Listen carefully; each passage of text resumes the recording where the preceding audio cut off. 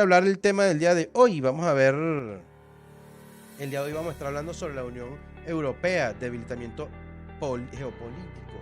Y esto viene incluido, este golpe que puede estar recibiendo la Unión Europea, hasta la naturaleza está contribuyendo a ese golpe contra Europa, ¿ok? ¿Y por qué yo digo esto? Porque yo pienso que el invierno está colaborando contra ese duro golpe que va a poder debilitar a la Unión Europea en su posición geopolítica. Bueno, porque hay dos puntos que tenemos que analizar acá. El primer punto es cómo Europa, todos esos países que pertenecen a la Unión Europea, han podido mantenerse unidos y constantemente unidos en enfrentar y apoyar a Ucrania, a enfrentar la guerra de Rusia y Ucrania y apoyar a Ucrania.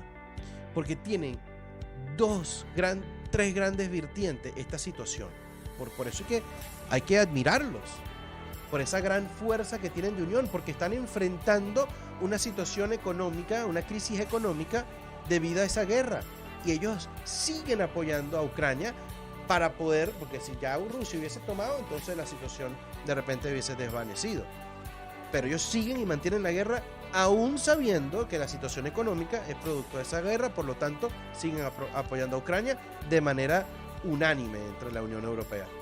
Después viene la crisis de alimentaria, porque no está la exportación del trigo y esos granos en Ucrania.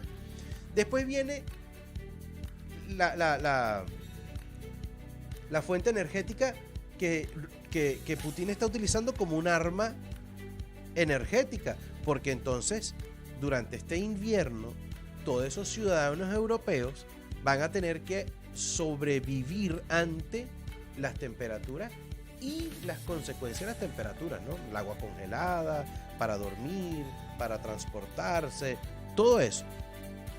Y toda esa gente tiene que entender que, bueno, va a haber o un racionamiento de la energía o los precios van a ser súper costosos, ¿ves? Entonces hay que aplaudirle esa fortaleza. Pero ¿qué pasa?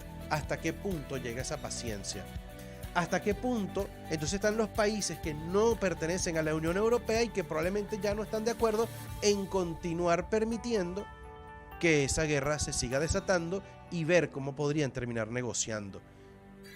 Ya esos países que no pertenecen a la Unión Europea comienzan a hablar de esa manera. Y cómo el desespero de la Unión Europea, de esos países que sí pertenecen, hasta qué punto aguantan esa presión, hasta qué punto mantienen la paciencia de toda esa realidad de la situación económica, la situación de alimentación, la dependencia energética de Rusia, mantener la inversión también para el desarrollo de nuevas fuentes energéticas y el alto costo de la energía. No es nada más lo que tengo que invertir para las nuevas fuentes, sino que tengo que mantener la actual. Entonces se está como que complicando esa situación y eso podría comenzar una grieta en esa gran unión que comenzamos hablando. ¿Ok? ¿Y por qué? Porque es que hay circunstancias, hay situaciones dentro de ese mismo bloque de la OTAN que están afectando los intereses de unos con otros. Y aquí les tengo la inflación